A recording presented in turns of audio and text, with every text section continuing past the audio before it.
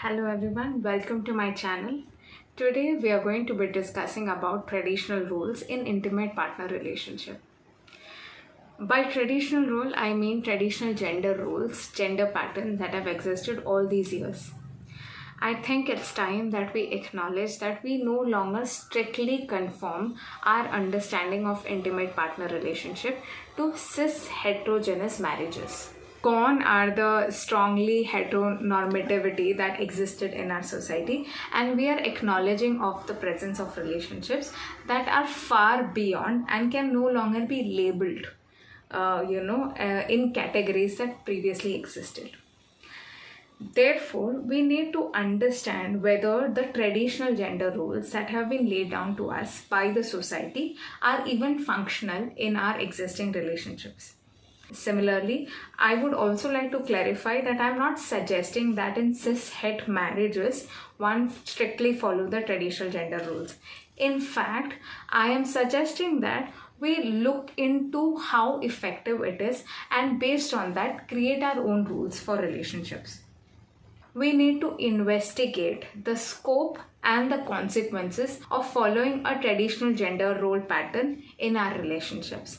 Similarly, one has to keep our eyes and ears open in order to be able to receive how the relationship is going and also to understand and acknowledge if we end up following our gender roles or we end up having expectations in our relationships that are strictly based on the gender roles that have been taught to us through the society.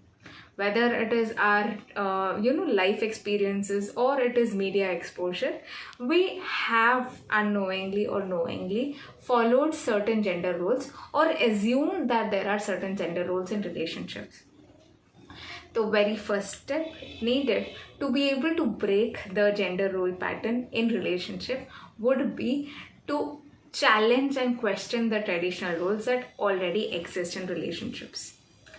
Yes, there is nothing wrong with questioning the purpose of the kind of structure that we follow in our relationships.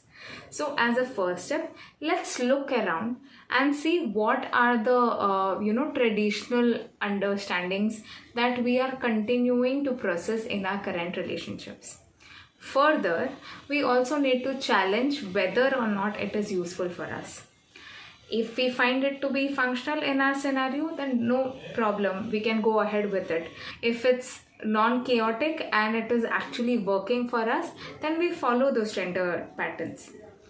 However, if you see that these gender roles are leading to some sort of an imbalance and chaos in the relationship, then it is time for us to understand and acknowledge that there are some traditional gender roles that we continue to follow through in our existing relationship, and that is the cause of concern. Second step would be to have a more open dialogue among the partners. It is important for us to be able to acknowledge some of the gender expectations that we still hold in the relationship. Expressing your innermost desires, also expressing the prototype of a relationship that we've grown up watching and what we continue to long in our relationships can help partners to sort of open up, express themselves and find what works for them, as well as create their own rules and structure for their relationship. No two relationships are alike, and it need not be the case. You can have your own rules based on what works for you. At the same time, you can also imbibe values from the traditional roles if they are something that you truly believe in. The idea is to not create some sort of a judgment or to not bring down or follow patterns that do not work for you solely based on the teachings that you've had growing up. Open communication and dialogue will ensure that we bring everything to the discussion on the table, and based on that, we can pick and choose what works for us. For example, open dialogue will also help us discuss whether taking up sole responsibility of childcare should be what a woman in a relationship should follow, because that might be chaotic for them, as well as it can lead to several mental health concerns. Emotional overall well-being is especially important, and if that means that you need a voice to be able to talk about the burden that you share, then we need to provide a platform to do the same. Another aspect of relationship that one needs to notice is that there are invisible burdens that every partner in a relationship experiences. Looking into the traditional cis-het pattern, women bore the burden of childcare and household chores to a point where wherever there was a problem or in exceptions when they had to basically move away and live away from the family, they continue to harbor that mental load to a point wherein they had to constantly wonder if things in the family are okay and working out for them. Similarly, a financial burden of the relationship is also being left on the men in the house in the traditional role setup.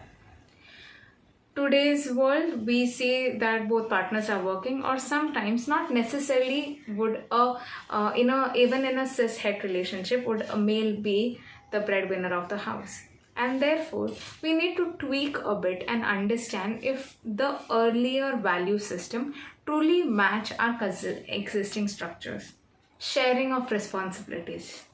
We need to follow equitable distribution of responsibilities.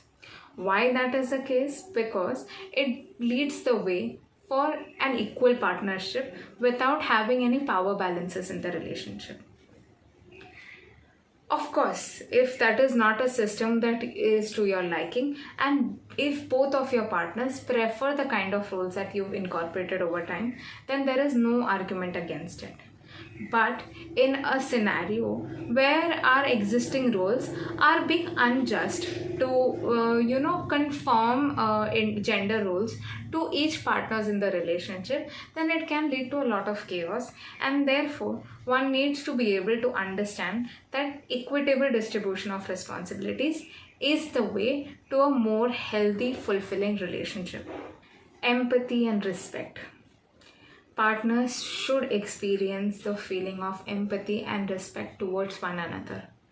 If we are not able to empathize with the traditional roles and the burden that our partners experience in carrying on with the relationship, we may not be able to share the load, and we may not be able to actually offer support wherever needed. A more fulfilling relationship would mean that individual partners are able to be understanding of the kind of mental load that their partners are carrying.